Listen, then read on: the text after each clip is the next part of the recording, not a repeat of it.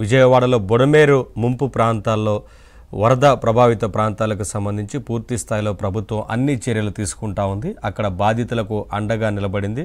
ఒకవైపున ఇప్పటికే బాధితులకు సంబంధించి ఏమేం కావాలో ఆ అవసరాలకు సంబంధించి తీర్చడంతో పాటు ఇప్పటికే అక్కడ బురద పెద్ద ఎత్తున పేరుకున్న నేపథ్యంలో వాటన్నిటిని కూడా క్లీన్ చేసే పనిలో ప్రభుత్వం ఉంది. ముఖ్యమంత్రి చంద్రబాబు అక్కడి నుంచి ఇప్పటివరకు కదలలేదు. పూర్తి స్థాయిలో బురద అక్కడి నుంచి తొలగించిన తర్వాత మాత్రమే అక్కడి నుంచి వెళ్తానంటూ ఇప్పటికే ముఖ్యమంత్రి ప్రకటన చేసి అధికారులందరితో సమన్వయం చేసుకుంటూ ఒకవైపున అధికారులతో పాటు ఇటు మంత్రులు కూడా అక్కడే ఉండి పర్యవేక్షిస్తూ ఎప్పటికప్పుడు ఆ ప్రాంతంలో క్లియర్ చేసే ప్రయత్నం జరుగుతూ ఉంది.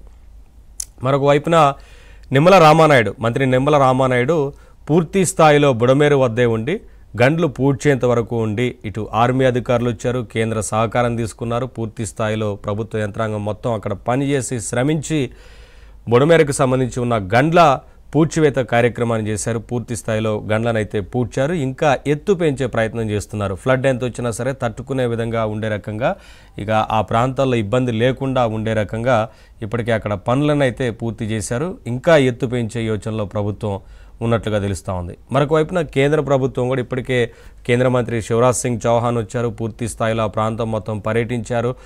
ఒకవైపున ఆ ప్రాంతంలో ఉన్న బాధితులతో మాట్లాడారు. జరిగిన విషయం మొత్తం తెలుసుకున్నారు. కేంద్రం కూడా పూర్తి స్థాయిలో అంచనా వేసిన తర్వాత నష్టపరిహారానికి సంబంధించి కూడా ఇవ్వబోతా ఉన్నారు. పూర్తి స్థాయిలో కేంద్రం ఆదుకుంటుంది అంటూ ఇప్పటికే కేంద్ర మంత్రి శివరాజ్ సింగ్ చౌహాన్ ఒకవైపున ప్రకటన చేశారు.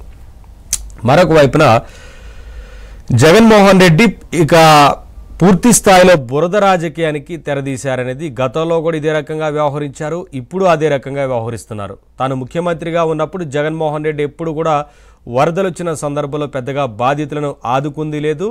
అంతకుముందు ప్రతిపక్ష నేతగా ఉన్నప్పుడు జగన్మోహన్ రెడ్డి ప్రతిపక్ష నేతగా ఉన్నప్పుడు వరదలు వచ్చినా సరే ఆ ప్రాంతం వైపు కన్నెత్తి కూడా చూడలేదు. బాధితుల గురించి తెలుసుకోలేదు. బాధితుల నుంచి వివరాలు సేకరించలేదు. ఆ తర్వాత ముఖ్యమంత్రి అయ్యాక కూడా జగన్మోహన్ రెడ్డి ఎక్కడ వరదలు సంభవించినా సరే ఆయా ప్రాంతాలకు వెళ్ళింది లేదు. కానీ ఈ బుడమేరు వరద ప్రభావిత ప్రాంతాల్లో మాత్రం ఒక్కరోజు వచ్చారు. అప్పటి వరకు బెంగళూరులో ఉన్న జగన్మోహన్ రెడ్డి సడన్గా ఇడుపులపాయకు రావాల్సి వచ్చిన నేపథ్యంలో అక్కడి నుంచి ఇక బుడమేరు వాగు ఈ వరద ప్రభావిత ప్రాంతాల్లో ప్రత్యక్షమై పర్యటించి బాధితులను ఆదుకోవాలంటూ ప్రభుత్వం అప్పటికే తక్షణ చర్యలు చేపడుతున్నప్పటికీ జగన్మోహన్ రెడ్డి గారు సహకరించాల్సింది పోయి సాయం చేయాల్సింది పోయి కానీ సాయం చేయకుండానే ప్రభుత్వం మీద నిందలేసే ప్రయత్నం చేశారు. రాజకీయం చేసే ప్రయత్నం చేశారు. కానీ అక్కడ ప్రజలందరూ కూడా జగన్మోహన్ రెడ్డి గురించి ఎందుకు మళ్ళీ వచ్చావు, గతంలో ఎప్పుడైనా వరద వచ్చిన సందర్భంలో వచ్చావా అంటూ ప్రజలందరూ కూడా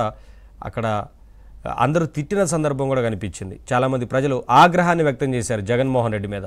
పైగా జగన్మోహన్ రెడ్డికి సంబంధించి వైసీపీ నేతలు అందరూ కూడా ఇవాళ సోషల్ మీడియాలో దుష్ప్రచారం చేస్తూ ఉన్నారు. అమరావతికి సంబంధించి దుష్ప్రచారం చేస్తూ ఉన్నారు. ఈ బురద రాజకీయాన్ని ప్రారంభించారు జగన్మోహన్ రెడ్డి. మరొక వైపున సాయాన్ని ప్రకటించారు కానీ ఎవరికి ఇచ్చారు, ఎక్కడ సాయం చేశారనేది ఇప్పటి వరకు తెలియలేదు.